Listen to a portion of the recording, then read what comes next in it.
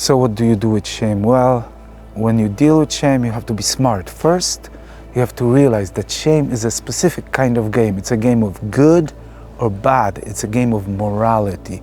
It's about judgment. When you judge, you say, this is good, this is bad. That game is very different from the game of truth. When we search for truth, we ask, what is? How does this work? So when we search for true you, we try to be aware of the shaming part as well.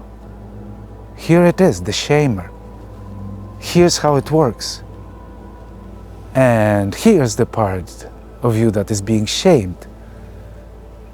And then when you see the shamer and you see the shamed part, and you just see that these are just two parts of the overall picture, you can connect easier with those parts. When you name the shamer as the shamer, it loses some of its power. Shaming works well only if you don't clearly see that you are shaming yourself. Other people can't shame you if you don't shame yourself. Other people can shame you when you're young, but as an adult, the shaming only works if you shame yourself. So others only feed into your own shame, into your own propensity to abuse yourself internally, essentially. Once you see the power of the shamer, the shame diminishes. The shamer becomes weaker, or it can disappear entirely. Similarly, if you find compassion for the part of you that is being shamed, that is being essentially emotionally abused, when you give some attention to that poor little child, the child will feel better, will feel more loved.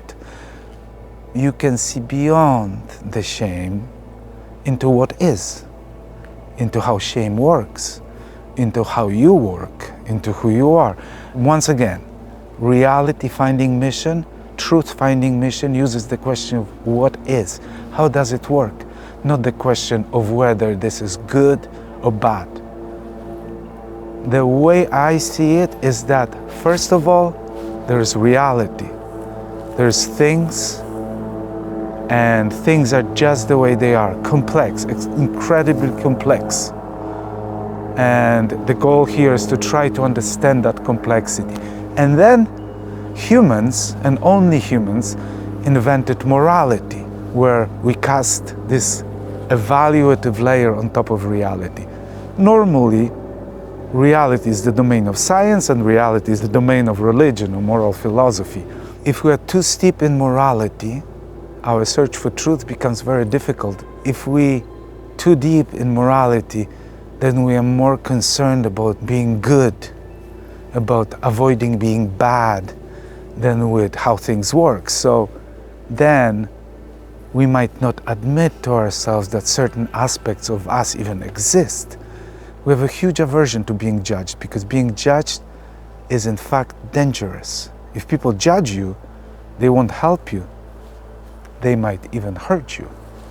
So you see how quickly shaming obstructs your truth-finding mission. But once you see that morality is a game, you can have more choice on whether you want to play this game or not. Morality is a game you don't have to play. And that's how true healing happens.